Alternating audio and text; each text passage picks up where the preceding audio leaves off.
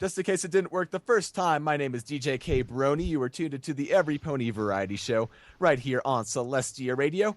I am joined with DJs Deimos Foxx and Qcom, and we are going to be interviewing, you may know him from his videos Bronies React, to such topics as Teens React to My Little Pony, the Royal Wedding, as well as the Derpy Change, the man himself, ACRaceBest. What's up, guys? Thanks for having me. Give him a round of applause. Hey. All right, so AC, I don't know what I should really call you, so why don't you introduce yourself to all the listeners? What's your name? Where do you live? And why do we know about you? What is it you've put out on YouTube in the past couple of months since the Brony fandom? Well, first off, a lot of people in the fandom, in multiple fandoms, know me as Race. So that's one thing I tried to kind of fill in there, because I know I have heard a ton of different ways that people have called my name. ACR, AC, Race. I've an AC Race Beast. That one cracks me up a lot. But and yeah, I live in California, in the Los Angeles area, and I got into the pony fandom just before season 2 started. And for me, I was in school at the time, but I saw a lot of videos that people were putting out, and I wanted to do something. I'm like, I want to have some fun with this fandom. These guys are great. And I made the first big video I ever made was like Faust. And at the time, that video got, it was posted on Equestria Daily, which I didn't know at the time what the heck Equestria Daily was. And so that went up. And then I put up another video that got on Equestria Daily. And of course, I'm thinking, wow, I'm legit. I have 150 subscribers, man. Watch out, world, here I come. And then Teens React decided to make a Teens React to My Little Pony. And I had this idea, hey, why don't I get a bunch of well-known guys in the fandom together, and we react to this, basically a parody, kind of a back at ya type of thing to their show. And next thing I know, everyone was gung-ho about doing it, and whew, that thing took off.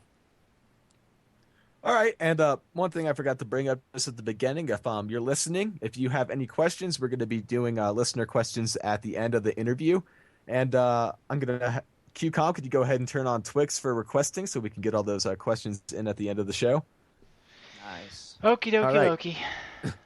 All right, so we can't do an interview without asking the classic question. How did you become a brony, and who is your favorite pony? We'll just get those two out of the way quick and early. Those important ones, the very important ones. Exactly. I became a brony, like I said, just before Season 2 started. And the way it happened was I had a couple friends. First off, the first fandom I was ever part of was the Chippendale Rescue Ranger fandom.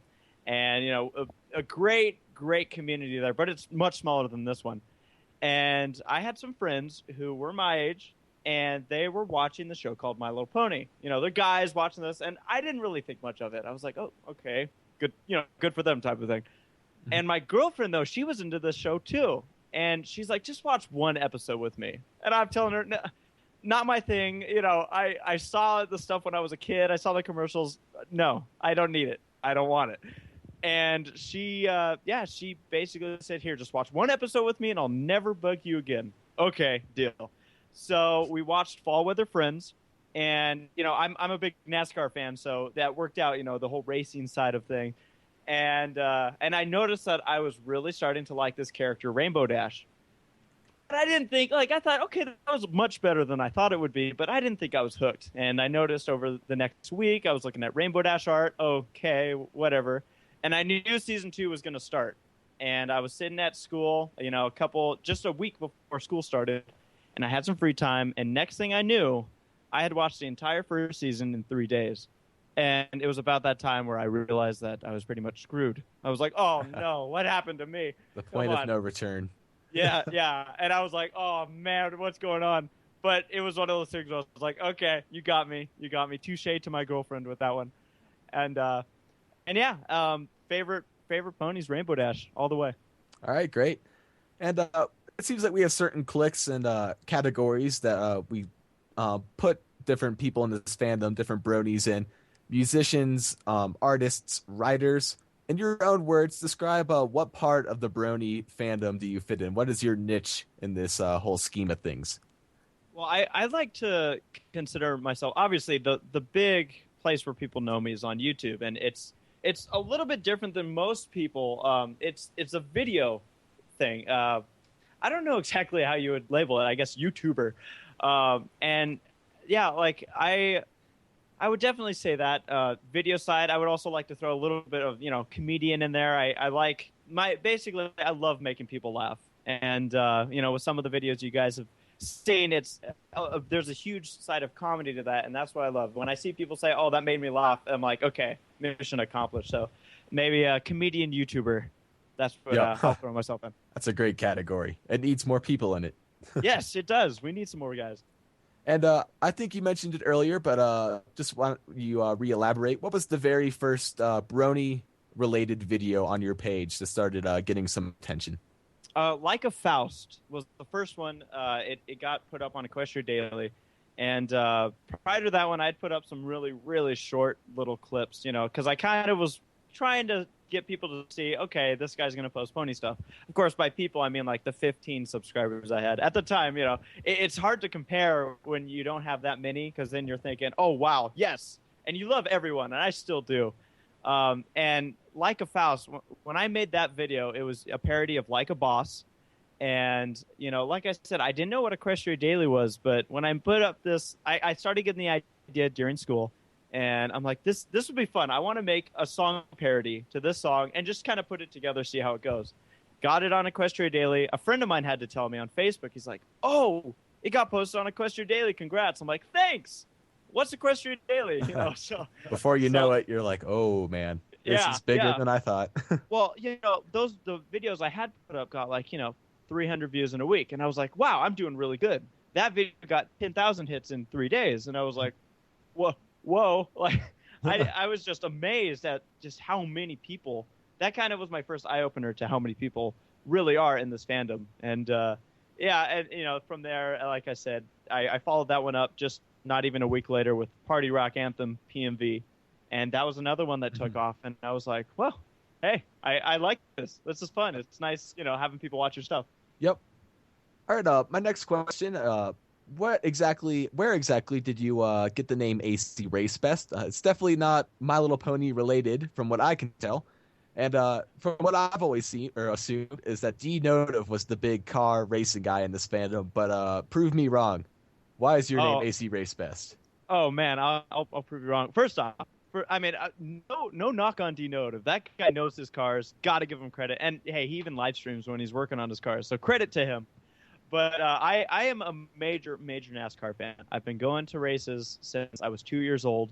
Local stuff. And funny enough, I even got to a point where I was announcing at racetracks. So we were talking a little bit about the live stuff earlier, and I've done live interviews with people, but I'm usually on the other side of the microphone. So it's just been a huge passion of mine. So that's where the race fits in there. Basically, I came up with the name RaceBest way back when I made an AOL Instant Messenger account, and I don't know where it was just like RaceBest. Okay, yeah, that sounds like it flows enough. You don't put too much thought into it, but it's just a name that stuck with me. And like I said, I held on to that name through the Chippendale Rescue Ranger fandom, and now people, a lot of people call me Race. I even met my girlfriend through that fandom, so occasionally she'll call me Race as well. And then the AC, that also connects to the Rescue Ranger fandom in that AC stands for Acorn Cafe. And that's the big, it's like the center point of the fandom. Like I said, it's much smaller than, the Brony community. But that's where I met a lot of my friends. And the reason I set up the name as ACRaceBest was because when I initially was starting to upload videos, my very first video on this account was a Chip and Dale video. It's called Chipception. It's combining Inceptions, theater. And so I took that and I said, ACRaceBest, that sounds like it works. And at the time, I had no idea this was going to become a huge pony page. But hey, here we are. Yep. Well, there you go. I did not. Will you say what the AC stands for again? Acorn Cafe. Acorn Cafe. Yeah, it's our. It's basically the heart of the Chippendale Rescue Ranger fandom. If anyone remembers that show. See, I never knew that. Take away something new from every interview. Actually, you're one of the first people to ask me about that, so I'm kind of excited. Great. If I'm not mistaken, you're a senior in college. Is that correct? That is correct. All right, I did my homework correctly. Well done. And what are you studying currently? And what are your plans for after college? And when you do graduate from college, can we expect to see more videos from you? Oh, well, first off, I am going to make every effort to keep the videos going as long as I possibly can. As far as what I'm doing with college right now, and this surprises some people because they think, okay, well, especially at the racetrack, because like I said, I'm in media out there. So people think, oh, you're doing something with TV or media or radio. And actually, I am going to school to, I'm majoring in mechanical engineering.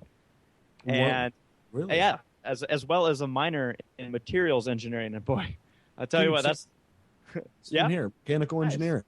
Yeah, Brohoof. Woo. Brohoof, man.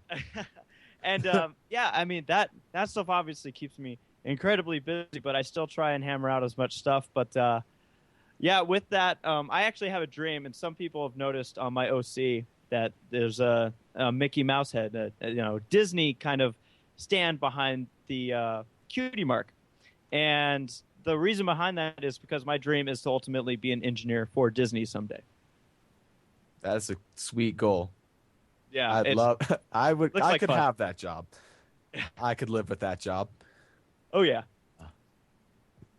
All right. Now I'm going to move on to one of the videos that we all know and love you for. It not only got your page a ton of attention, but it also drew lots of subscribers towards the artists on your video. And of course, I'm talking about the very first Bronies React to Teens React.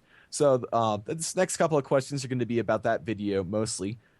Where did the idea and the inspiration come for that video? Because reaction vids have been quite common in the fandom, reacting to different things, but none have been done on a caliber as high of a caliber as that. I think you reset the level to what we can expect from a reaction video. So what is it about yours that you changed that got it so much hype? Why do you feel it was so successful?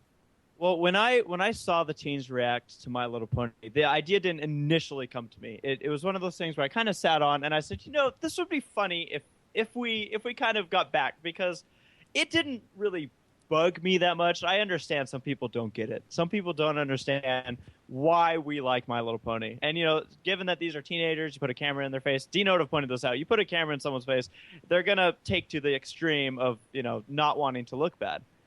And basically when I was making this video, the first thing I did was I wanted to bring together people. I wanted it to be a huge collaboration with big names. And obviously at the time, the number that sticks in my head here is I had 167 subscribers when I hit upload on that video. Obviously it's increased just a little bit. And I went around on YouTube and I was looking for guys who were well known. Like I saw guys like, obviously Mike the Microphone, and I Bring the Lulz. Those were two names that I noticed right off the bat, and guys that, people can recognize. I wanted people that the community recognizes. And I went around and I kind of had my initial list and I contacted people. But to be entirely honest, I was not expecting very many to reply at all. Just because, I wasn't big, not very many, or not anyone really knew who I was.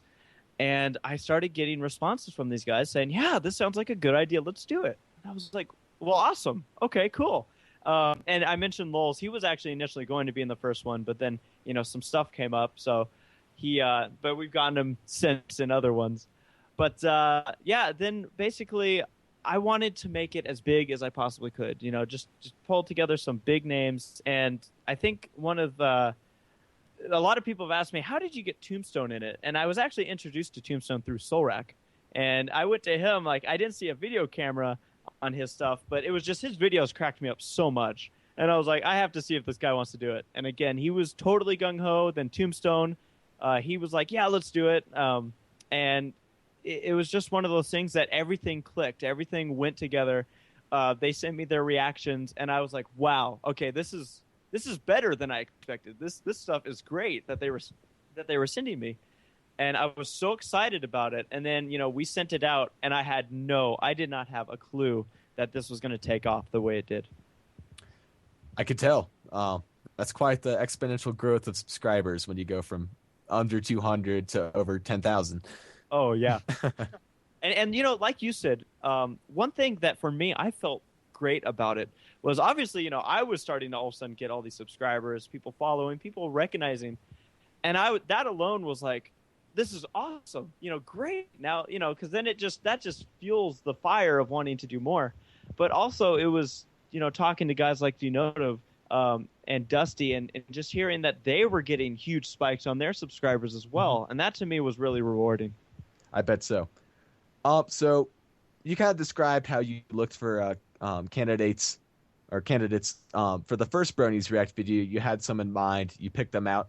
When it came to doing the second one, the Derpy change Bronies React, which definitely had a serious tone.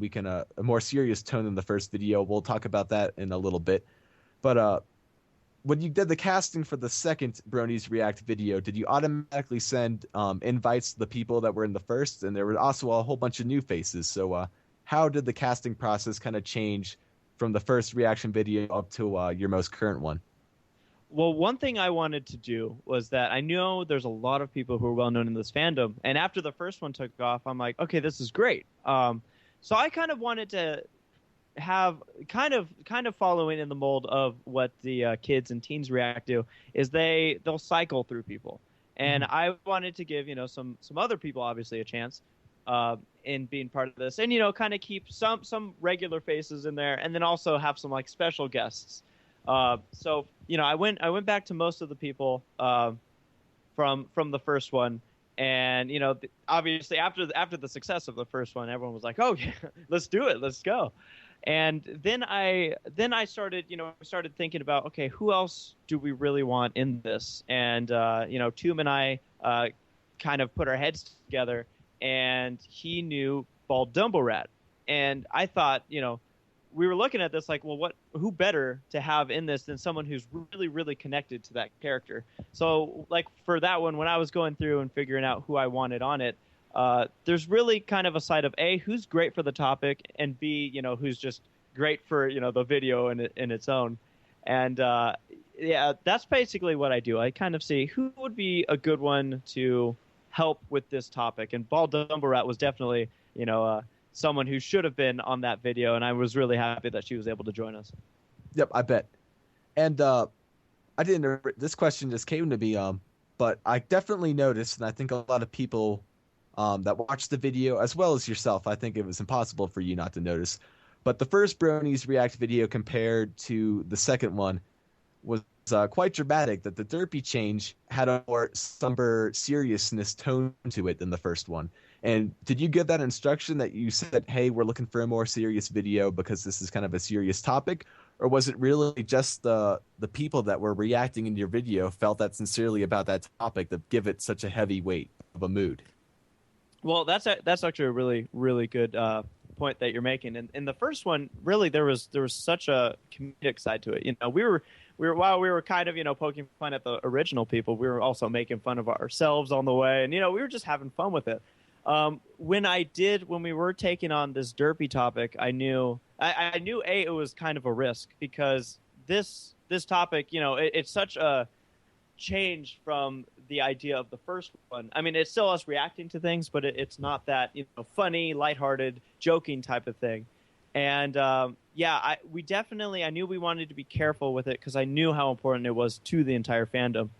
But really, I didn't really give too much instruction, regarding, like I said, obviously, I just kind of pointed out that this one will obviously be less of a humor and more of a, trying to help the fandom, so to speak, get over this hill, kind of just get over that point, that final,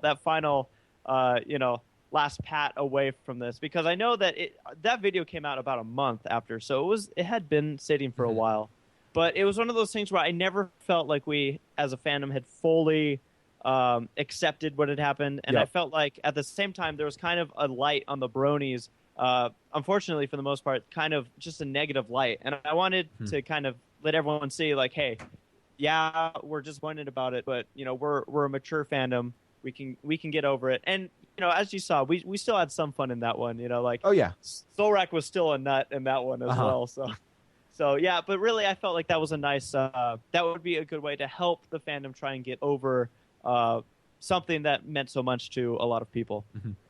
I think we have quite successfully as well. That it used to be the topic of almost every brony conversation for a couple months there, and now it's hardly ever popping up anymore. Right. And hell, I'll even honestly say that it did start to decrease after that video came out. That after you did that reaction video, I stopped hearing about Derpy as much as I was. So that's very possible it worked the way you had intended it to. And that's like that to me, again, it's like that rewarding scene. Like for the first one, when it's one of those few times where you make something and it actually, like, the response you get is the response you want. And I was like, wow, okay, perfect. And that kind of in the same way, when I put up that Derpy video, I was kind of, whenever I put these up, I'm always like, okay, let's hope we get that good reaction.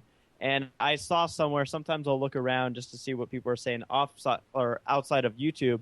And I saw somebody say that video actually helped them, like, fully move on, like re-accept, so to speak, the fandom. Because I guess a lot of people were kind of disappointed with the reaction from us as well, as a whole. Just, because there was it seemed like there was a lot of hate, a lot of downness towards the studio, which I felt like, oh, if we can get past that, this will be a success. Yeah, for sure. I would like to say something real quick. One of my favorite scenes out of one of my favorite reacts, which is the Derpy react. Favorite scene is I Bring the Lulz when he's there without a shirt. That is my favorite part right there. I like the scene where and when they're watching the last episode and Solrek has the video go backwards. Oh, with the popcorn. The popcorn. His popcorn came back to him. Yeah. That was funny. And that's what I think helps make these videos so successful. All I really do is sit back and say, okay, guys, here's the format, here's the questions, and for something as big as reacting to the entire episode, I also pointed out, like, here's some key scenes that we'll want to look at. But other than that, all of this is it's whoever's in that video, they're making the call of how they react, what they do, and I think that's what gives us such a balance in these videos. Going back to the Derpy one, you had guys like Denotive, who was pretty much like, guys, why are we making this such a big deal? Where then you also had Baldumbarat saying why we made it such a big deal. Yep. And then you had guys like Solrak, who were just out there making people laugh left and right. So that's why I think that these videos work as well as they do. It's like you unintentionally gave every single person in your video a specific role that makes it all mesh together perfectly. Yeah, and it's beautiful to see the final product. I bet so. Speaking of the final product, this next question came from a couple days ago. My good friend and fellow, my brony friend in Colorado, Luke Carmichael, is into video production, and he wanted to ask, do you do all your own video editing, or do you have outside help? I do everything. Everything I do is on Vegas Pro, and yeah, all the editing. The thing is, I love editing. It's a hobby of mine. And I thoroughly just enjoy doing it. And like I said... Wait. You love editing? Oh, I love editing. You love editing? It's the process of taking just, for... Especially the season finale. I want to say I had almost 8 hours of footage. And it's just taking that and just giving out that final product. Seeing what you've produced. It's just so rewarding to me. And like I said, like I had been doing, some PMVs. I've done PMVs, and those are, I love doing those PMVs. And you want some other projects? Sorry, what? You want some other projects you want to edit that I have no time for? Well, I haven't quite taken requests yet because I as you can guess, I've pretty much filled my own plate full. But yeah, it's just, I don't know what it is. It's just something about editing. I've done it with family videos. We'll go to Alaska and I'll just edit this entire production as if it's a show that people are going to watch. Back then the editing was a little bit lackluster, but it's just looking back at that. If I can make myself laugh, 2 weeks later, then I'm like, okay, I at least succeeded on my end. Well, I'd say you are succeeding because there's definitely a high degree of professionalism in each one of your videos that I give you kudos for that. Yeah, thank you. I do have a question that is to that. Now, you are in mechanical engineering. Why didn't you go with editing or video editing or something like that? And yeah, that's a funny thing. I sometimes have to kind of sit back. I'm like, all the time I put into this, you think, why didn't I end up on that end? But really, when I was coming out of high school and looking at what I wanted to do, there was directing and video editing, and that stuff was high on my list. But also, I knew I had a strength in stuff like math, and I also love the whole I don't know. There's something about engineering that it piques my interest, and it's funny because I'll sit in that classroom asking myself, why the heck did I choose engineering? Because this stuff, as you can imagine, especially at this level, it just starts getting, it's like, it can get abstract. It gets just it takes up so much of your time, and it takes a lot. And for me, it's just, I'll sit back and say, why am I doing this? And then once everything's over, I look back and I'm like, well, this is kind of weird, but I think I kind of enjoyed that. I actually enjoyed that strain. It's just the putting everything together, and especially like the Disney stuff, the Imagineers, just seeing some of the stuff they do. When I go to Disneyland, which I have a pass, I try to go as often as I can. I go on Indiana Jones, that ride, if you guys have ever been on it, and it blows my mind. And I know the tricks and stuff inside, but it's like everything meshed, and it's that kind of thing I aspire to. But yeah, as far as why I didn't choose video in college, it was basically, I would say, ultimate decision maker was looking at the market, and what I could best get a job in later on. And I want to, when I get a job and start my career full throttle, I want it to be something that I can be comfortable knowing that it's going to be a steady job, and just something that I don't have to worry about the market fluctuating and all that. But I am looking to also try and get a minor in communications at some point. Unfortunately, my school, I go to UC Irvine, and my school doesn't offer communications, so that's something I might pursue a little later on. Yeah, and same thing with me. That's why I chose mechanical engineering over voice acting, or voiceover work, is because, I got a great voice and everything, so people have told me, But it's like, you got to see what the market is and what's going to get you a paycheck each week.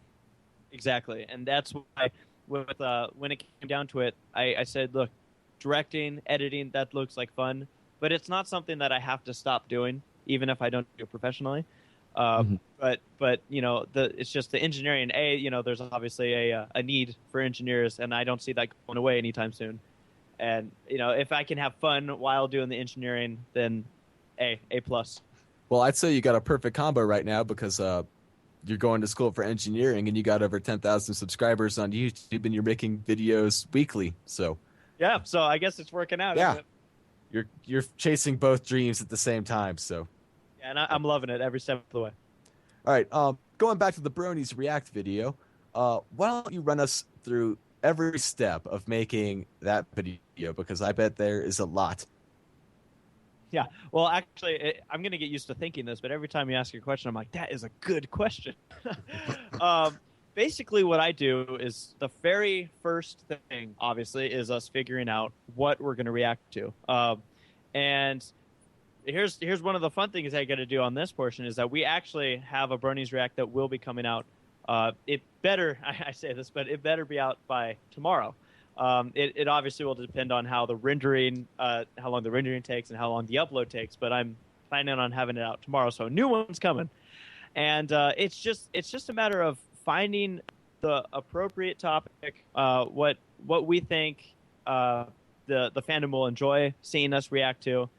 Because really, it's like if we just took it on an edge of, oh, well, what do we want to do? I don't think. Well, usually, they kind of coincide, anyways. Mm-hmm. So, and one guy I usually talk to about this is Tombstone. Like I said, he's very gung ho about this whole project, and I love the guy. We work really well, and so like when we came up with the first one wasn't obvious where that one came from, but then Derpy, that was just like we said, the goal there was to help everyone get over, and then obviously the season finale was just one of those, someone requested, hey, you guys need to do this, and it got like 80 thumbs up on the comment. I even saw that comment, and I thought, that's not a bad idea. Yeah, and a month later, I'm like, oh, there's the video. Yep, Sweet. Yep. And that's where that came from, too, because I wasn't going to do that. We were working on the newer one, the one that's going to come out, And I was like, let's fit this one in, and I'm really glad we did that because I got one heck of a response. Yeah. So once I know what we're gonna react to, I go around, and that's when I start figuring out who I'm gonna have in it. And truth be told, even after I get people that will be like, yes, I'll be in it, I expect it to potentially change, because that's happened the last 3 times, and it's really not something that it doesn't bug me because I know life happens. You know, it stuff comes up, but so I'll go around. I'll kind of think of a list of who I really want, and I'll collaborate with some guys and say, you know, who should we have in this video, and yeah, then once I have that list, then I work on the format. And usually we have about 9 or 10 guys. So, and you know, all this at this rate is it's me. I'll come up with all the questions. I'll come up with, you know, specifically if there's anything during the scene I want. But it's really just formulating questions, getting a format, and reminding everybody how we kind of do this. You know, how to set up your camera, what kind of camera. Hopefully, you have a high quality one, and yeah. So we'll go from there. And like I said, the people will change from time to time, so sometimes I'm scrambling. But once I send out the format, which usually happens probably within a week of figuring out what we're reacting to and who's going to be in it, I basically give these guys about a week usually about 2 weeks. And I give them a deadline. I say, this is when I would like your stuff. And, you know, usually about half the people will get it to me by then, which I, again, expect. And then from there, once I get everyone's footage, because I can't start editing until I have everyone's footage. Because when I'm editing, I want to know where everyone's at in case I want to slide this here or put this there or save this till the end. And I won't know that until I know what everyone has. And, you know, obviously in between all that, I also film my own stuff. And then once I have everyone's stuff, that's when I just clunk it all in Vegas Pro. And I start just chopping. And what I'll do is I'll take what they answer and with the question, and then I'll put all those answers together, and then I'll start seeing which ones I want to keep and which ones I want to throw away, which questions I want to keep, because, you know, we do usually have a bonus video that has kind of the overflow of questions. And then I just go from there, and then I keep kind of chopping it down, trying to get it as short as I possibly can. You know, the season finale, I think, was that was the longest one so far. But I try to aim for about 15 minutes tops for these videos. I aim for 10, but usually these go over to about 15 minutes. And so I have that time in my head. And, yeah, then it's basically just kind of figuring out what I want to keep and what I want to push out to the bonus, and, if anything, what I want to just entirely cut. And overall, the process takes about a month in total. Oh, wow. Man. Which is why people have asked, why don't you make them more often? I'm like, well, we're basically moving as fast as we can. Well, I think the one a month, if not even a little more than that, more so than a little over a month between each video. But I think that actually helps your case a lot, because when I see a new Bronies, like in my subscriber with my subscribers, when I see the page of their newest uploads, when I see a Bronies React video, I get excited, and I'll be honest, I immediately stop whatever I was doing. I could be emailing the president, and I'll stop and watch the Bronies React video. Because I know it's gonna be 15 minutes of my time that was well spent. So, well, I appreciate that. I really do. And yeah, you know, I've told people that one reason I don't want these to come out too fast is because, you know, I want them to stay relevant. I want the quality in there, and at the same time, you know, I don't want us to overdo it to the point where we're like, oh, well, what should we react to? I don't know. Just makes sense. You know, I want there to be something. And there's been a couple things that have popped up in the last couple of weeks that I think we'll see down the road. Howard Stern. Not saying anything, but maybe. And yeah, and that's the kind of thing. It's like, you know, when something relevant comes up, I don't know if you guys remember, but one video that was almost on the threshold of being a React video was, if you guys saw it, it was called Brony's Takedown. And it was this like 8-year-old kid who was basically saying every reason why we have to exterminate bronies. And this video, I got halfway through that video and I was just like, not for me. Nope. It was the cutest thing ever, wasn't it? I know. He was an adorable little kid, wasn't he? And I was laughing because this video, I mean, it exploded online. I mean, this thing was like borderline going viral. And I'm like, oh, well, here we go. And we all kind of were saying it. D-Notive and I were talking. We're like, oh, here comes, the next bullet. And of course, the next day, he ended up taking down his account because mommy said so. So we didn't end up doing that because at that point, it was like the fire that you thought was going to be big that burnt out really fast. And we're like, we're not going to give this kid any more attention. So that's probably, we just don't feel the fire. Don't feed the pear sprites. No, yeah, I get a feeling we'll probably see that kid back at some point. Yep, probably in the near future, but we'll be ready for him. We will. Let's see. Next question. On average, about how many minutes of footage do you get from each person? And, I'll make you do a little math, multiply that by the number of people you got, and how much total footage, what's the length of that at the end of the day? Whew.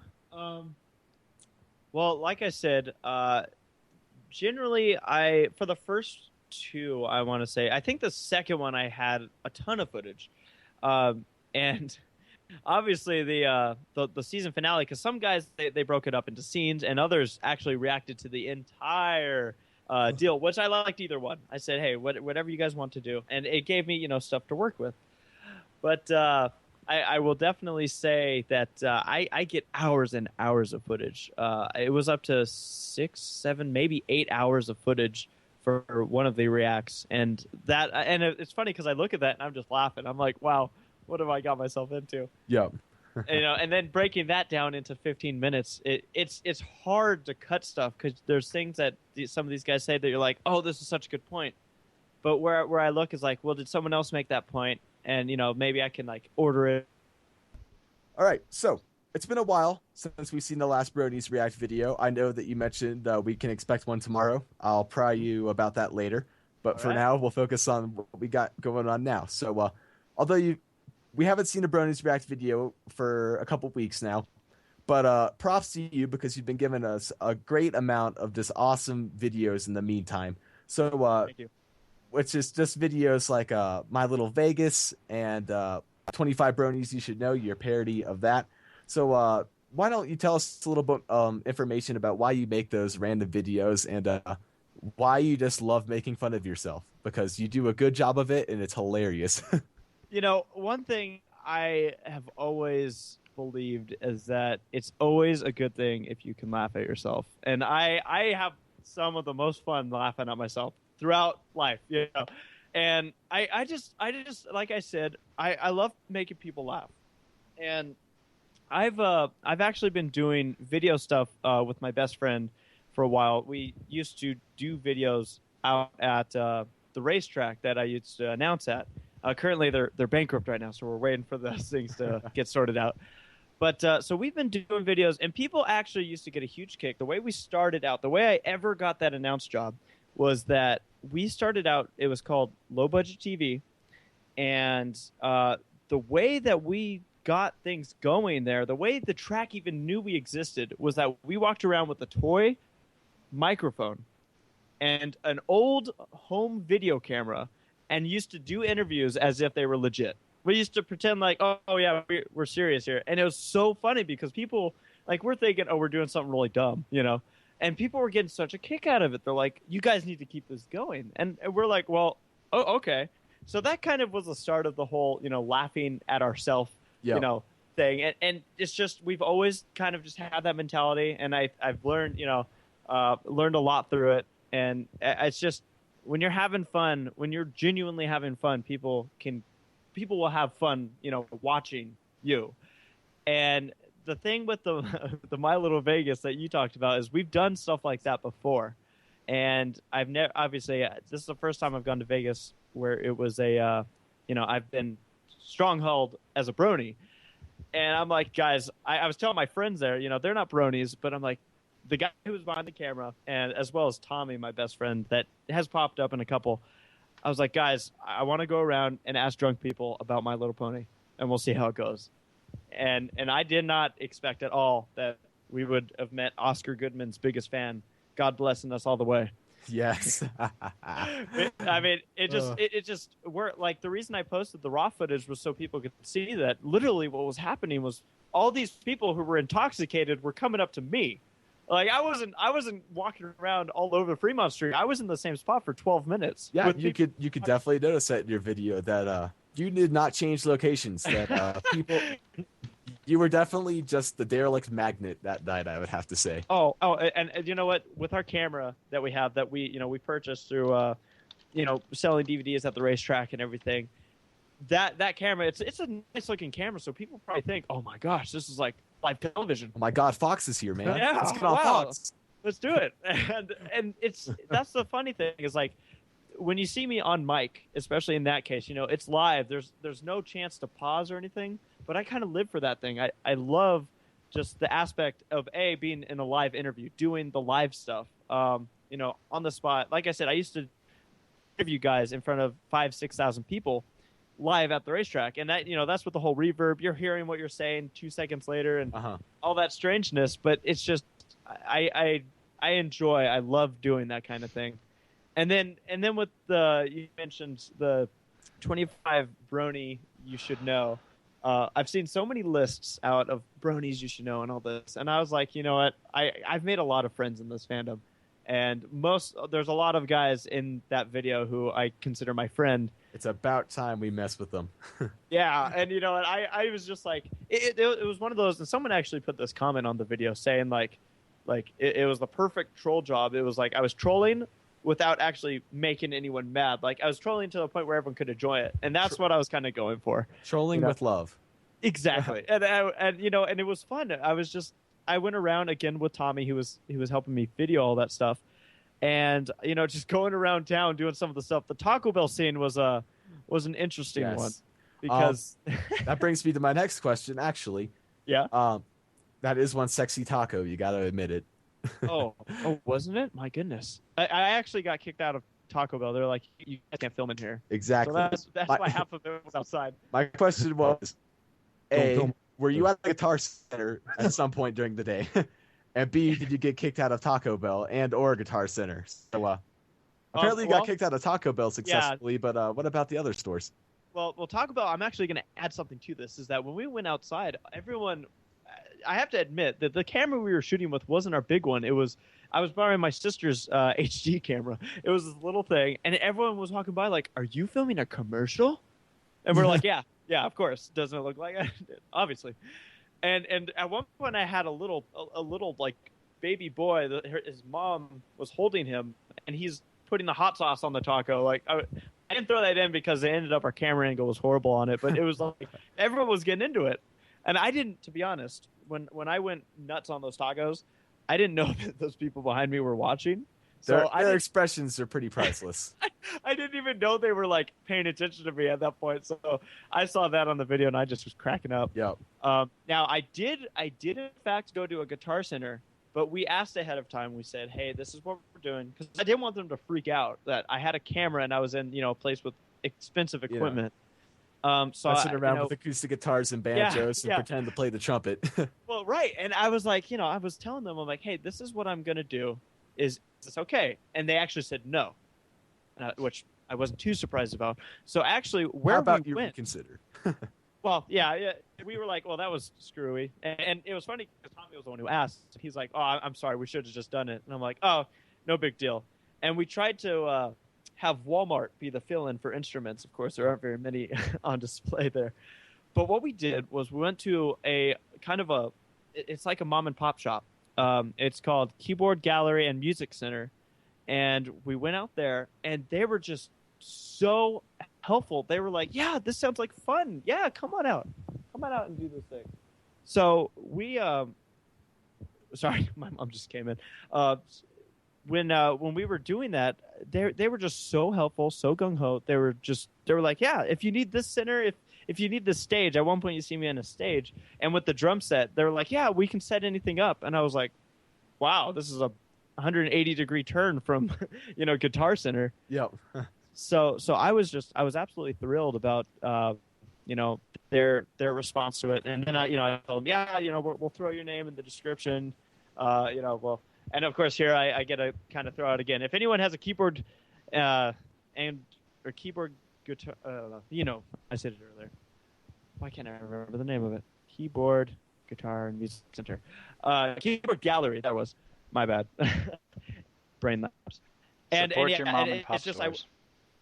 yeah, and you know what? It was just they were just so nice about it, and they're technically corporate as well. It's just they were like, you know what? Hey, it looks like fun. Any instrument you see in here, have fun with it. And I was like, oh, okay. So that's how that all went so smoothly, and that really helped me finish up that video in time for the 10K. Great. And let's see. We know that you got a Brony's React video hopefully coming out tomorrow. Could you give us any information on that? Absolutely, I absolutely can. The Brony's React that is coming out. It's a video that I saw. Some of us have probably seen it a while ago, but it's been lingering. And the reason that I chose this one is because it's still it has over 1 million hits. I almost want to say it's might be closing on 2. I haven't looked at it in a little bit, but it is College Humor's My Little Brony. Spoiler. There it is. So Dude, we I love that video. Yeah. That video is hilarious. And that's the thing. Like, you know how we kind of had, obviously, the third Brony's React, us reacting to the season 2 finale. It wasn't necessarily something where we were like, oh, we're going to try and, change the world or make someone happy or that. That was just, hey, let's make people laugh. That was it. Mm-hmm. But, as far as the derpy situation, we were helping the fandom, trying to help the fandom, kind of get over that arc.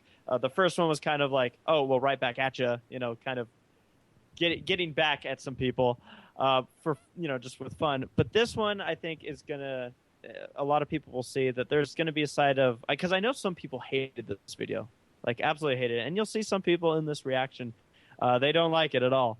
But then there's other, I want to kind of show that, the fandom can laugh at itself. And as much as that it is poking hard at us, hey, we can get a kick out of this kind of stuff too. Yeah.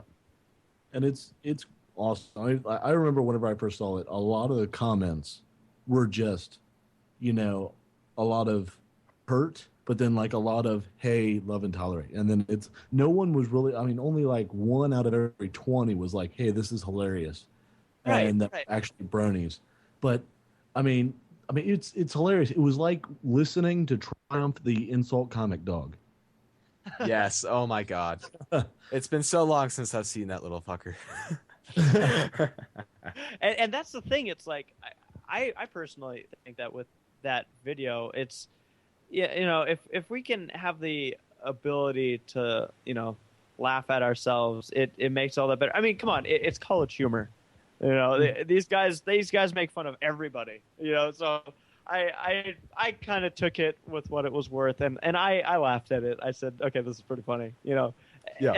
And one thing I think that I've noticed a lot of people do, and I don't know why, is that if someone sees one person, one representation of the community, people will be like, oh, now either I don't like the fandom, or oh, now we're gonna look dumb, and it's like, guys. Yeah. We can't worry about one person. That video is portraying one guy, and I'm sure there's someone like that somewhere in the world. And it's like, hey, my God, it is impossible to accurately judge like the universal level of how dumb we look, because every single person in this world's got a different level of how dumb a brony looks, from a rock level of dumb to probably Einstein. You're somewhere in that range. And maybe closer to the Rock that we'd like, but we're up there. I was gonna say we have a Rock on the show. I know. Oh. If a Rock is a character, then Yes. Exactly. Even the Rocks have a shredded intelligence. Good old Tom. And that's the thing. It's like the part of this is going to be, we're going to be discussing why. Why is it that so many people didn't like this video? And I think we have some pretty good stuff covering that as well. Great. And let's see. We can expect Brony's React tomorrow. What about other projects that you have going on in the future? Brony's React related or not? Just future videos that we could be expecting from you. Well, one thing I have, the fun thing is that I keep having more ideas, new ideas, something I want to try. And, I'm going to keep up. You're going to see there'll be more PMVs that I'm going to do because I just love doing those. The combination of music, to the show and then creating something new. I love doing that kind of thing. I can't animate. I don't know how to animate, so all the stuff comes stockly from the show. But really, there's some new things I've been looking into doing. I'm also working with some other people now, which, as the old saying goes, and we all hate hearing it, but I can't say much about it yet. But it's one of those that when it's out, I'll definitely be posting all over it and getting that out as well. But it might involve voice acting. It might. Oh. It just might. You should not have said that. You have sparked Deimos' interest. Well, It might there's some voice acting that I could do for you if you need to. There you go. And see, this is actually one of my projects. This is something where someone asked me if I would be a part of it, and I was like, yeah, that sounds like fun. Let's do it. Like I said, there's ideas there, some stuff. Actually, a big thing that you guys will be seeing on my channel is Everfree Northwest is coming up. And I'm really excited. This is going to be my first convention I've ever gone to in my life. And I am going to be road tripping from California up to Seattle.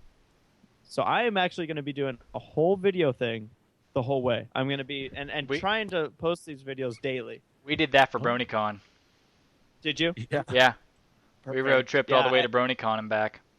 So did that's thing. what I'm going to do. I'm going to have the camera rolling the whole time. We'll see what we see. I don't know what to expect. And You'll always see something good on the road. Oh, there just always is. Yeah, and I'm just going to keep that camera rolling throughout the convention and just because I know one thing I loved seeing from BronyCon, I wasn't able to go, but it's just seeing all the fun everyone's having, and just seeing the different sides. Like if you don't go, it's really hard to grasp. Like for me, it's hard for me to grasp just how the convention looked. Just the format of the floor layout alone, how big it was, how many people are there. And seeing the videos, that kind of helps you get more of a grasp for it. So I'm, like I said, I don't know what people are going to see. I don't know what to expect. But, we'll have the camera rolling. And I know I'm not the only one doing this. I know there's some other big names that are going to be at Everfree who are going to be doing it. And they have a little bit of a further drive, so to speak, a little bit more of traveling to do. But I'll let them announce that when it comes up. And I should say, you are going to have an awesome time. I've been to, let's see, like 14 conventions. Damn. Wow. It's basically what I can say is that it's the most fun you will ever have, but keep your plans loose because that point when you are going to be going to something and then something else instantly pops up and you kind of go off on this tangent and you're kind of like, I should get back. Well, if you don't go back and you stay on this tangent, the most awesome experiences you will ever have will happen. And that's the thing. It's like I haven't made any concrete plans. I'm going to be getting out there Thursday night. That's when we're set to arrive.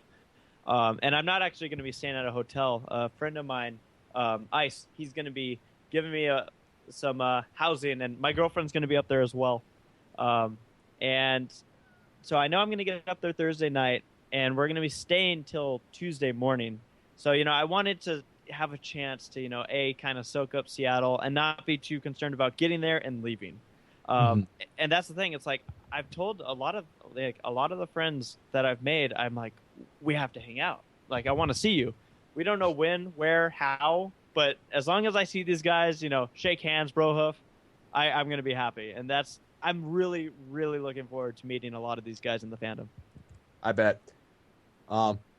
Just in case you didn't know, I will be attending Brony Fan Fair in Texas, September 8th and 9th. So we will. That's the convention I will be going to. We will. Nice. In Texas. We're in Texas. Austin. It's in Austin, Texas. It's my journey away from Colorado for the Brony fandom. I'm making the pilgrimage, so to say. See, my girlfriend lives in Texas, but in the Dallas area. Mm-hmm. So I was going to say maybe I can spend a lot of money that I don't have. And I know, right? Isn't it great how that happens? Yeah, it happens way too often, unfortunately. All right. Well, we'll stop bitching about money because that's not what bronies do. We persevere. Yes. All right. You answered my own question. You were not at BronyCon, I believe. You didn't make it to BronyCon because this is going to be your first convention coming up at Everfree. Mm-hmm. And the reason actually I didn't go to BronyCon, because some people said, well, why didn't you? There is the money side of things. But also, it's funny because when I got into the fandom in about September, I didn't realize until February when the Bronies React stuff started taking off. Like, wow, I'm starting to get to know a lot of people in the fandom. I really would have liked to have gone there, but I just found out a little late, and I didn't have enough time to, round up the funds and plan it out. Yep. You gotta do what you gotta do. Yep. All right, coming up next, this is a new thing I'm gonna try out with all my interviews, and this is just gonna be a couple rapid fire questions. Just give me your one word answer, and I'll move on to the next one. All right, let's do it. All right, favorite background pony. Hayseed. All right, your favorite artist. By artist, I mean like on canvas, a painting. Toodles 3702. All right, your favorite brony musician. Oh God. Can't. All right, narrow it down to 3. Oh God. Let's see. Alex S. Tombstone. And McCon. All right, great. Favorite episode.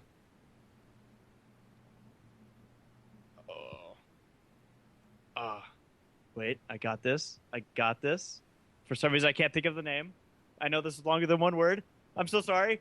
It's, when we find, what is it called? Cutie Mark Chronicles. There we go. Great. Your favorite fanfic writer. Matt Plottecker. All right, and your favorite fanfic. Fly to the Light. All right. Your favorite original song from the show. These are hard questions. Oh man. Finding a Pet. All right. Favorite brony artist created song. Breaking Bonds. That is a great one. And last but not least, your favorite voice actor from the show. Voice actor. Ashley Ball. Ashley Ball. That's also they're all good choices. That's not fair to say that one's a great choice. That's a good choice right there. All the other ones just suck. Yeah, it's one of those.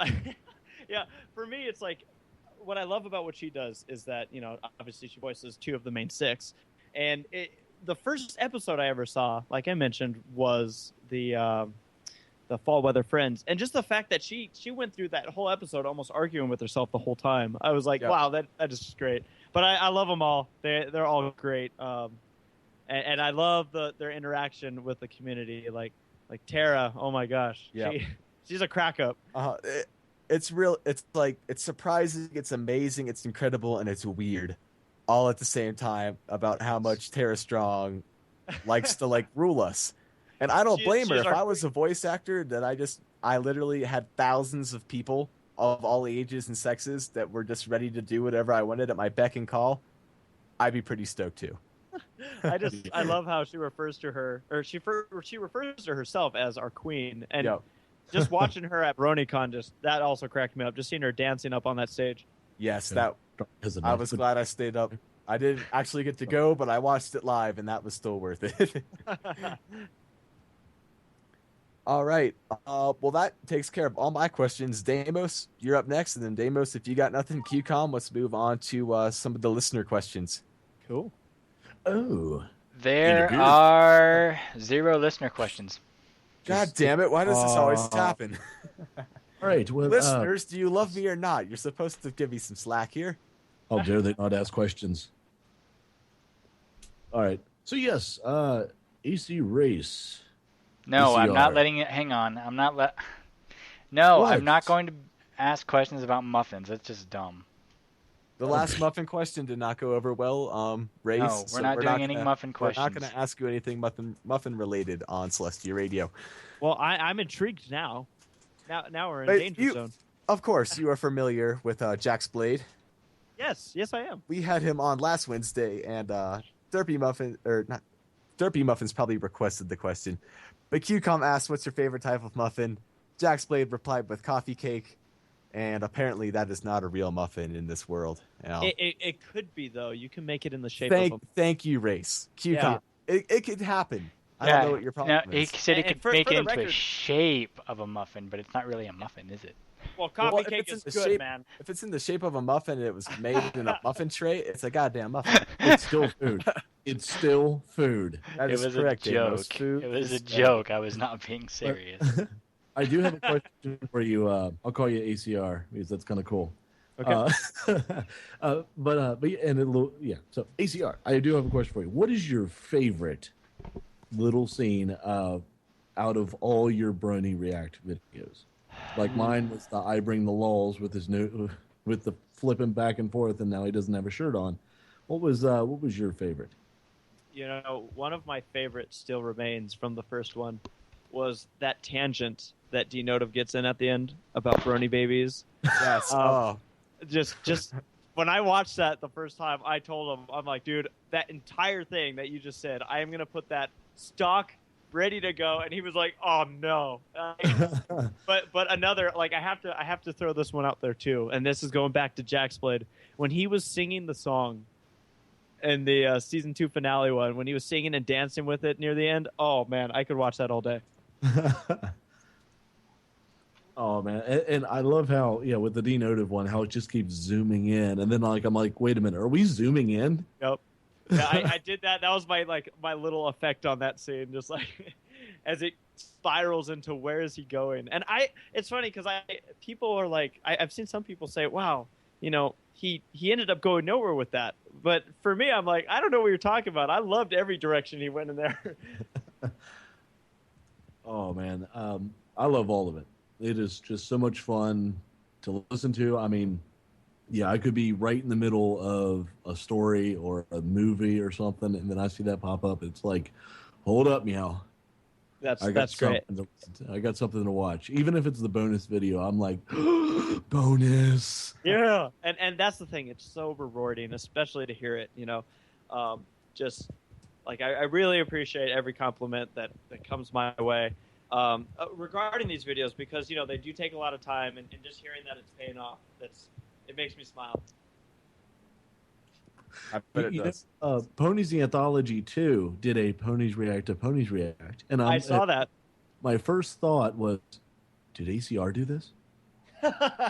you know, I've actually considered doing something like that. Only I think for them, one thing that Pony Anthology does so well is that they're very precise with how they want their animation to look, and where they have like their decals and everything. The way it looked like each pony was watching, I was like, oh, this is much better than I would have done if I had done it at some point. And I was cracking up at that.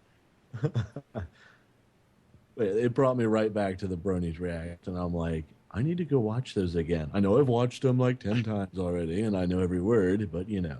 Well, part of me was watching that saying, oh, I just hope this is a reference of some sort, you know? And then, of course, Rainbow Dash at the end is the Brony.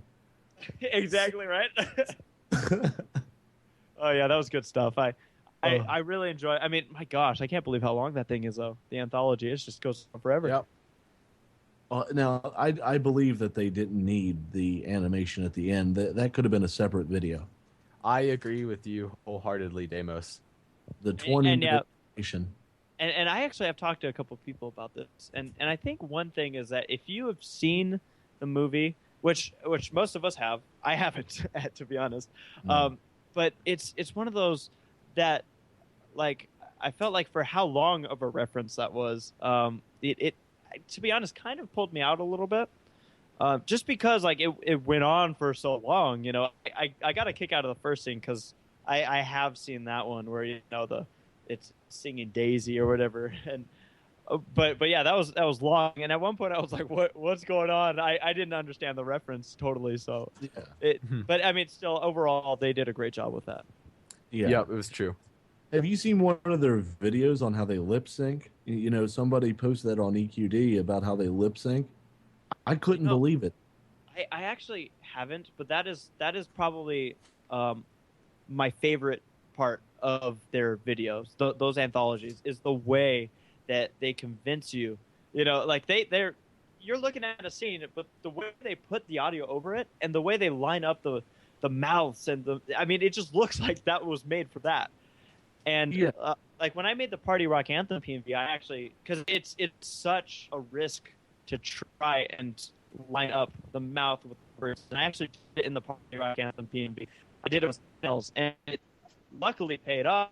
But it's such a fine line in making it look convincing and making it look like, oh, you probably shouldn't have tried to do that. And that's why I'm kind of glad when people are like, oh, the snails part, and I'm like, okay, good. But like these guys, they had several layers of masks and everything, and frame by frame, adding these mouth movements. And if it didn't have a tongue that was rolling for an L, they would draw in a tongue for that one instant. And that's the thing. Like they've mastered that. I there's one thing I have to give them credit on. It's just the way they can pull off those scenes with the lip syncing. And plus now here, because like I said, I haven't seen that video that you're talking about. I'll probably go watch it after this. It's just the time when you put a lot of time in a project, like they did with the anthology. Like, you know, say it goes with like the Bronies reacts and so many videos that people just it takes time, but when you put that time in it, people will see that, and it's really rewarding when it gets to that stage where people are like, hey, this is good stuff, and it's like, oh well, that month and a half of working on this paid off. And then it also surprised me that they had a lot of scenes from the final episode, and I'm like, wasn't that like a month ago? Exactly, that's the other thing. It's like, wow, I wonder how much of a cram session they had with that. I think they said something like they finished like the day before BronyCon. Oh, and I'm like, no way. It's like the video is rendering on the way. That thing must have taken at least 3 days to render. I mean, at least. It's just such a freaking huge video. Yeah. But yeah, it was a fun one. All right, I got a couple listener questions. Let's see, Gargoyle Ponies. You already answered this, but I figure there's kind of like a side question to it as well. Gargoyle Ponies asked, what was your favorite pony artist again? And what's your favorite pony-related Tumblr that you follow?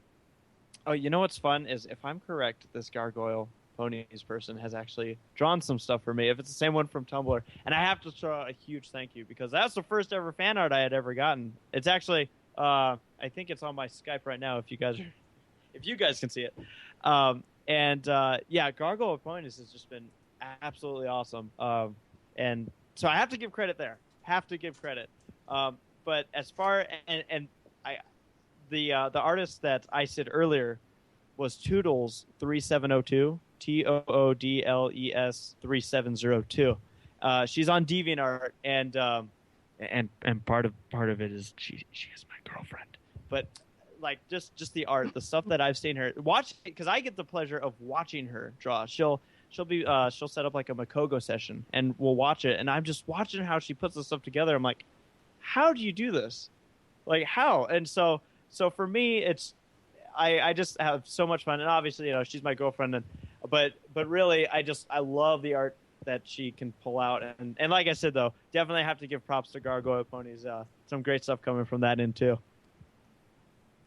All right, this next question comes from Frame Winkle. It's a little broad, but do you own any pony stuff? And I know it's obvious you own a Brony shirt because you wear it frequently in your videos, but what other pony swag do you got going on? Well, I love it, because now I'm starting to hear some of the people from the Rescue Ranger fandom, who I know are also in the Brony fandom.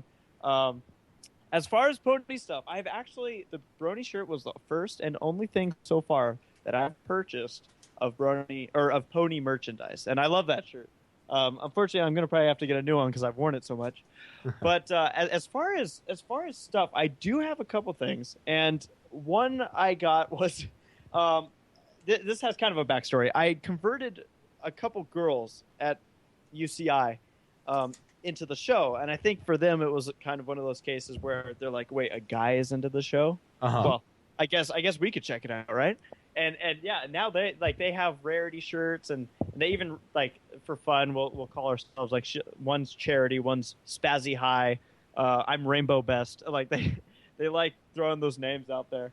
And for my birthday, I didn't even know that they were going to set this up, and they even kicked me out of the room because we're part of a Disney club, and I come back and there's rainbow cupcakes, which I know can be kind of a dangerous topic, but there's rainbow cupcakes. They had a Celestia card, birthday card, and they also bought me the Rainbow Dash toy on the scooter, and I was like, wow, this is awesome. I thought that was just cool that they went through all that effort just for that. And, just seeing a My Little Pony birthday, regardless of the fact that it was for my 23-year birthday.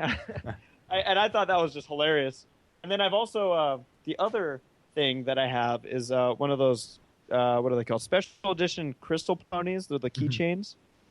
And I got one of those for Christmas from a good friend, Ranger Eddie. Also, AC, don't feel bad. Don't feel bad about having stuff like that, because I had a Powerpuff Girls birthday party when I turned 18. Oh, I thought it was the greatest thing. I was laughing so hard. I'm like, oh, this is great. This is awesome. And I mean, it helps that it came from the people, some really close friends of mine from school. But it was just funny because it was one of those things where I never saw that one coming. I was like, oh my gosh, you did it, didn't you? How did you guys know? Yeah, exactly. So, yeah, and the guy who asked that question, Framwinkle, like I mentioned, I know him well from the Rescue Ranger fandom. Oh, okay. Let's see. Got a couple more listener questions here. These next two are convention related. Dusk Shine wants to know if you are going to be attending Midwestria. Midwestria, actually, as of right now, I only have 2 on my list of ones that I am planning on going to. Midwestria, unfortunately, isn't one of them. And like we mentioned earlier, there's time and then there's money, and both of those kind of collide. Yeah, so I unfortunately won't be making it out there. But the other convention I will be making it to, that I know of right now, it's kind of an obvious one, but Equestria LA. Oh, yeah. No doubt. I don't have an excuse. All right, we got another question from Gargoyle Ponies. He wants to know that since you live in California, if you have heard of SAC Anime, and he just wants to let you know that it's a convention in Sacramento with a good Brony community meetup, and that you should check it out. So I have heard of. I actually have seen that around, and funny enough, it was a friend of mine on Facebook who I actually know outside of the fandom. So it wasn't someone who I met through the fandom, and I think he might have been going to that. He asked me if I was going to it, and yeah, I'm actually not going to be attending that one either, like I mentioned. But I is that in Sacramento, or I don't know where it even is. Sac Anime makes me wonder if it's up in Sacramento, because that would be quite a drive as well. But I do think, as far as next year goes, I'm probably gonna plan ahead and try and make some of these other conventions. We'll see how it all goes, but it's just a lot of fun. I'm assuming it's a lot of fun. I can't wait to experience it. It is. I'm sure. Mind blowing. Let's see. Another question from Dusk Shine. I believe I already know the answer to this question, but I'll let you do it since you're the one being interviewed. Do you have an OC of yourself, and what does it look like? I absolutely do. And the original OC was drawn by Toodles. Like I mentioned, my girlfriend, she's actually done quite a few of ponies, just of friends and stuff. And mine, let's see. I'm going to pull it up just so I know I'm describing it correctly. But basically, there's pictures on my Tumblr, in case anyone didn't know. I do have a Tumblr. I already see a bunch of followers coming on, so yay! And basically, as far as hair goes, the tail and the head hair, it's blonde. I'm, as you can tell, a blonde. And the cutie mark, it's a Mickey Mouse head with confetti and stuff. And then the overall color is a light shade of tan, orangish tan. And yeah, blue eyes, and I like it. I love it. It's fun having an OC, because then it kind of just brings you that much, more into the whole show and the aspect of it. Let's see. Here's a question. When I make the thumbnail for this video to go on YouTube, would you prefer I put your OC up as your picture or your normal face? Whatever you want. Whatever you would prefer. All right. Thank you. I appreciate that. No problem. All right. Let's see. Duskshine says, nice. So Nice. There you go. Meh in the chat. I know meh. That's the nickname, but it's a great one. Meh. Meh wants to know your opinion of Derpy, and that's a very open-ended question with a lot of answers. So go ahead, and what is your opinion on Derpy? Well, my opinion, I think what a lot of people sometimes wonder, like in this case, is what, as far as my opinion of the Derpy situation, I'll go a little bit on that and then kind of line it up with where I'm going to answer. But I know a lot of people were really, really, affected by the change, and obviously some people have some really deep connections. And like I mentioned her earlier, Bald Dumbarat is a great example of that. She does voice acting as Derpy, for fun and all that, and she just really has that connection there. For me, I've always liked Derpy. I wasn't as affected by the change. I was more upset that they changed the name, if anything, or at least took out the name. I always point out they never changed the name, thank goodness. But they did in fact take it out. That was a kind of a bummer to me because it was such a big high five to the fandom. And but what I love about Derpy is being able to look for her as that Easter egg. Looking for her in each episode just adds that next little thing that the show has that we love so much about it. And I love looking for her in there and seeing, oh, there she is, and seeing what they do with her because they usually have a lot of fun with her. So that's why I like Derpy. Great. The next question from Duskshine, not pony related. Do you like Linkin Park? Do I like Linkin Park? I don't not like Linkin Park. I enjoy I enjoy some of their songs. I was into their music I think a couple years ago. I don't even know if I've heard. Do they still make music? I don't even know. But I there were some songs that were hits back in like high school, even pre-high school for me, back in middle school that I can recall listening to quite a bit. So yeah, I would say overall a good mark to Linkin Park. All right, great. Gargoyle Ponies, another question from him. What is your favorite game console, if you got one? Favorite game console would have to be, I'm looking at it right now. Although, see, it's funny. I always say I know what I'm going to answer, and then I look around. But my PS3, I've always been a PlayStation kid. Grew up with the PS1, went to the PS2, and now with the PS3. And PlayStation 3, with mechanical engineering and everything, I don't have all the time in the world to play. So I usually, like right around now, is the chances I get to try out some of my games, and I really do love the PlayStation. Of the three, though, I would have to say the PS2 is probably my favorite one, because the PS3 I feel made a mistake when they said, "Oh, it's not going to play PS2 games." I was like, "Oh, come on." So Really? yeah, the newer ones I don't think do. So whenever I put a PS2 game in there, it's like it doesn't work out. And some of my favorite games are on the PS2. So it's because they did it first because they had the actual PS2 hardware when the PS3 came out, but they don't anymore because it's too costly. Mm-hmm. And that for me, it was just like, oh, it's a bummer. Like if I had known that, maybe I would have considered buying sooner. But, I was a PlayStation guy too. PlayStation 1, PlayStation 2, and then PSP. I still use my PSP like 2000 series. I mean, it's an old brick of a little game system. But then like whenever the PS3 came out, I'm like, wait, how much is it? I'm going with the Xbox 360. Yeah, and I've had a couple opportunities. Like I actually just had to buy a new laptop because my old laptop, its screen went out, which was a big pain, especially when, all these, like with you guys, the interview lined up, and I was like, oh, I'm going to have to borrow someone's computer and get that all squared away. And when I bought that, they had a special that you could buy a certain computer and get an Xbox with it. And I thought about it. I'm like, but I ended up leaning towards a different computer in the end.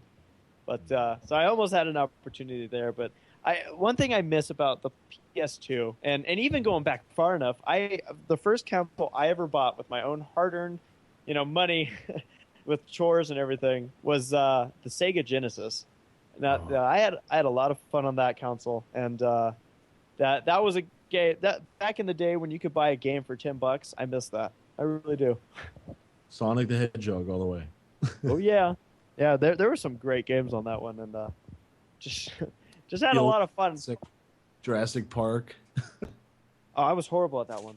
I was a little kid, and I'd be playing that, and then like the big raptor would come out, and I would just like freak. I'd be like, oh, crap, it's the raptors. It was fun because I remember I always used to be that kid who would see a kid playing a video game and be like, man, I wish I had that. I wish I could play Sonic whenever I wanted. And then, like I said, my parents have always brought me up on, earning what I get. Like when I bought my car, it was me buying my car. It wasn't them giving me one. And, because they want you to have that sense of, ownership with responsibility. And I can't complain so far. It's been working out.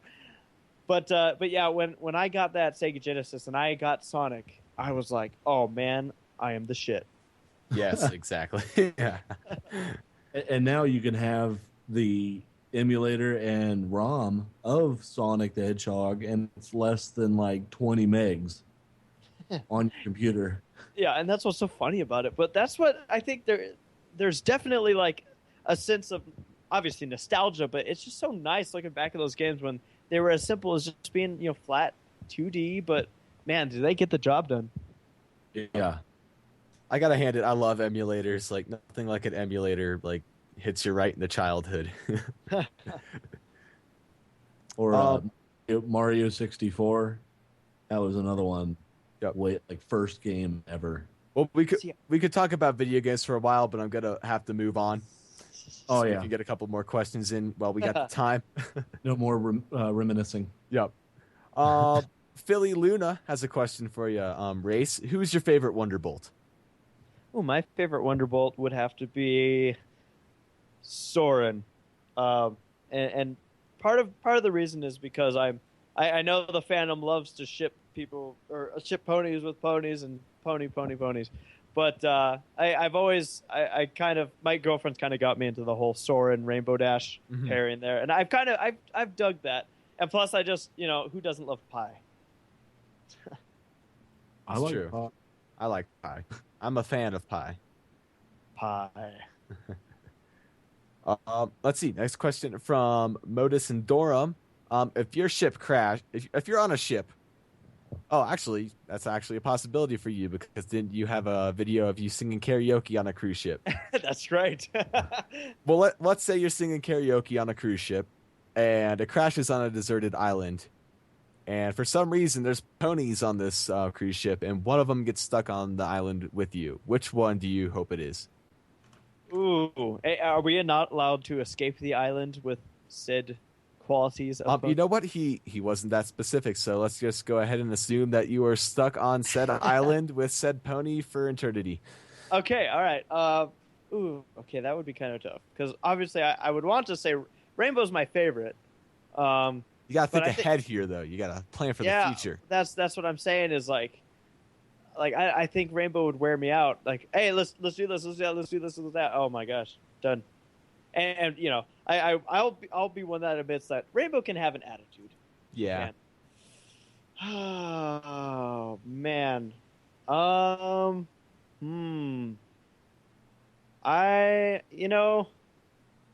This is tough. This is tough. This is a toughie. I'm starting like going through each one and like, well, that probably won't work out. That probably won't work out. Nah, that won't work out. So you know what? I guess overall each one kind of has a quality and misquality as to why. So I think I would actually side with Rainbow.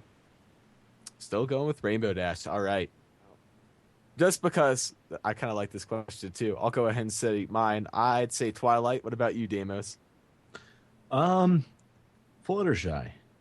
Fluttershy. And Qcom, what the hell? What are you thinking? Twilight. I don't know. Twilight. All right. Qcom's on my side. Let's see. We got a couple more questions. Some are a little too ridiculous. Let's see. Derpy Muffins. Have you seen Doctor Who and the Assistant by Pierce Smolder? It's a YouTube video series.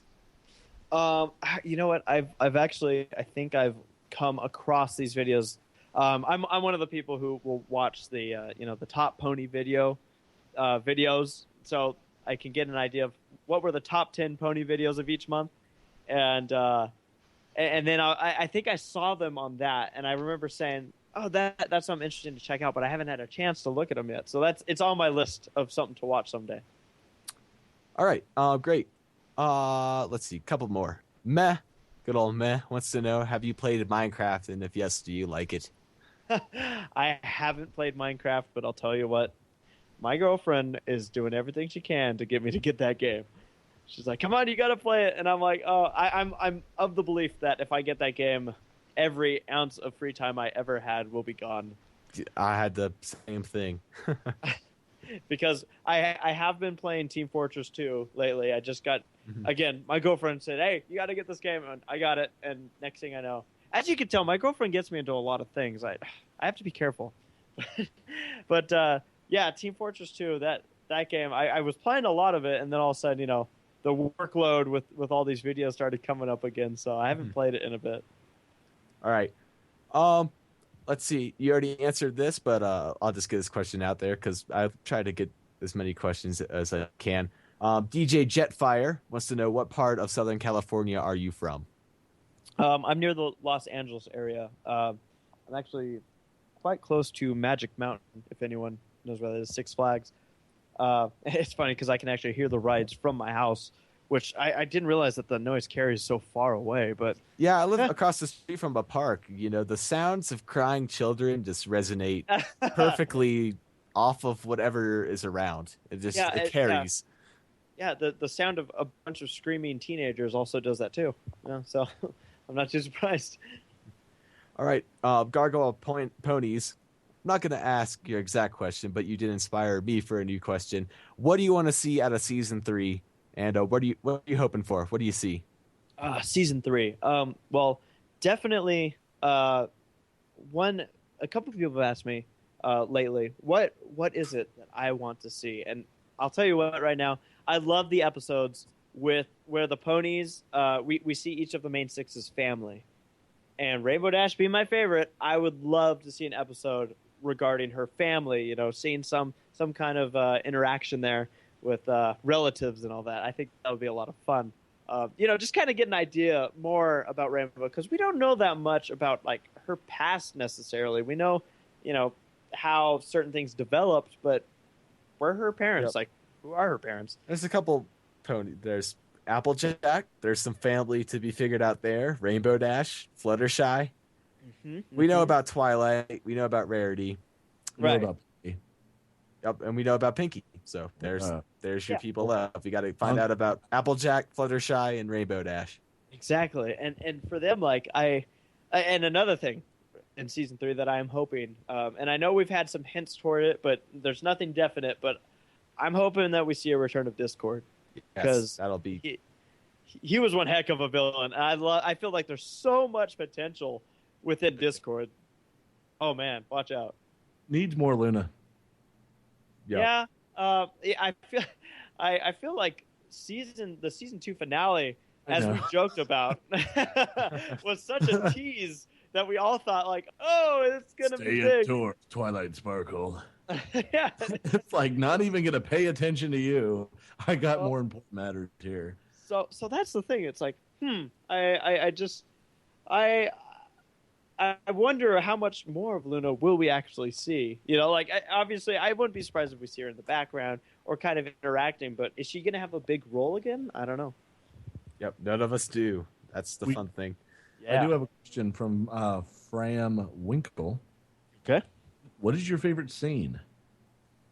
My favorite scene in My Little Pony. Out of the thousands and thousands. That's a lot of scenes. Thousands. You know what? I think the scene that killed me the most, as far as making me laugh, was when Pinkie Pie blew a fuse and was yelling, "Applejack, you broke a pinky promise." Yes. They even had like the demonic tone in the background. I was like, oh my god! I was laughing so hard. Oh, by far that. I could honestly say I watched that episode with Mouth Agape, going like, oh my. What the fuck? What the fuck is she gonna do to Applejack? Like, is the main 6 about to become the main 5? Because this could end ugly. Oh man, and that's like they did a lot in that episode. That was actually probably I would have to throw it in second favorite, very close behind Cutie Mark Chronicles, just because that one was just so Looney Tune-esque. It was just such a funny episode. I feel like they just threw everything in there. Plus with the references, to I Love Lucy and everything. That was just one heck of an episode. One of my favorite scenes, like top 10, would have to be in that part, excuse me, whenever she's up there and she's like, "Rarity, catch me," and she just like jumps off and tackles where she knows what she was getting into. Oh man. And then that last scene, the scene where they're on the railroad. Yeah.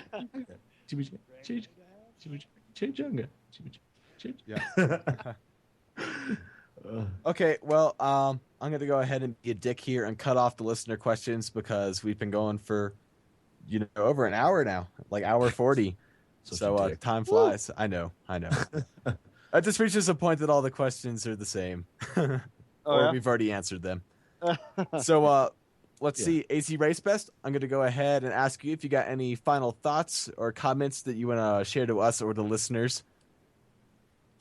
Well, first off, thank you guys for having me on here. And to everyone that, follow me, subscribing, it's just a major boost to the creative process. And I love each and every one of you.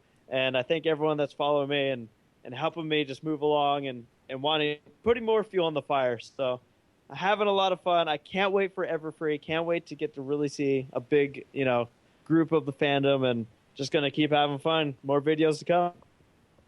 All right, great.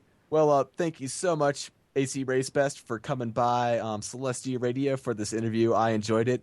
I'm assuming Deimos Foxx, Qcom, you guys had a good time, right? Yeah. No, I'm just kidding. I had a lot of fun, man. Awesome. So did I. This was great. Thank you guys much. All right, so everybody, head over to ACRaceBest's YouTube page and just subscribe to him if you have not already, and keep your eyes peeled for that Bronies React video about College Humor's My Little Brony.